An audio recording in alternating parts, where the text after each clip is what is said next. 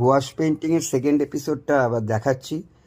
এই ড্রয়িংটা আমি করব গুয়াশ পেন্টিংয়ে।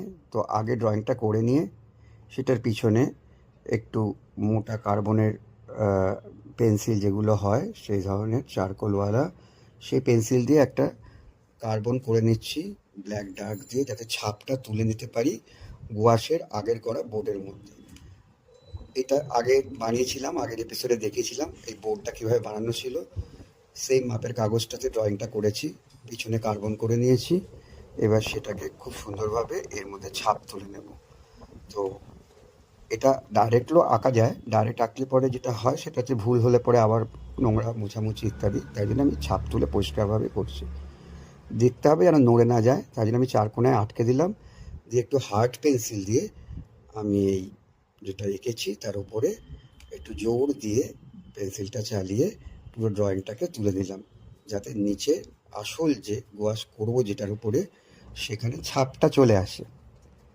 তো এবার তুলে দেখি কতটা ছাপ পড়লো। তো ছাপ তুলে নিলাম, মোটামুটি ড্রয়িংটা যতটা আসার এসে গেছে, কিছুটা হাত দিয়ে ম্যানেজ করলাম। এবার আসি রঙের ব্যাপারে। বাজারে এরকম গুয়াশ কালার কিনতে পাওয়া যায়, এটা ব্রাস্টোর, কিন্তু ক্যামেল কোম্পানির ডাইরেক্ট গুয়াশ কালার কিনতে পাওয়া যায়, 12 শেডের কালার পাওয়া যায়, সেগুলো রেডিমেড। কিন্তু যদি রেডিমেড কালার না পাও, যদি না থাকে, তাহলে আমরা কি করতে পারি, এগুলো হচ্ছে ডাস্ট কালার, ক্যামেল কোম্পানি বিক্রি করে। এইগুলো হচ্ছে গুঁড়ো রং, যেগুলোর থেকে সমস্ত রং তৈরি করা হয়। তো এরকম রং কয়েকটা কিনে নিয়ে তার সাথে একটু গ্লিসারিন আর একটু গাম অ্যারাবিকের আঠা, এটা একটা রজন জাতীয় জিনিস, এই দুটো মিশিয়ে আমরা বাড়িতে কৃত্রিমভাবে গুয়াশ কালার তৈরি করে নিতে পারি। তো বেশি কঠিন না, আমি দেখিয়ে দিচ্ছি কীভাবে করবে। স্প্যাচুলা দিয়ে একটু গুঁড়ো রং দিলাম, তার সাথে গ্লিসারিন মেশালাম এবং একটু গাম অ্যারাবিক মেশালাম। এই দুটোকে ভালো করে পেস্ট তৈরি করে নিতে হবে। একটা কাঁচের পাত্রের মধ্যে রেখে আমি এটা তৈরি করছি। তো ভালো করে মিশিয়ে দেখে নিতে হবে যেন কোনো গুঁড়ো না থাকে, একদম প্লেন হয়ে যায়। এই হয়ে গেল রং তৈরি।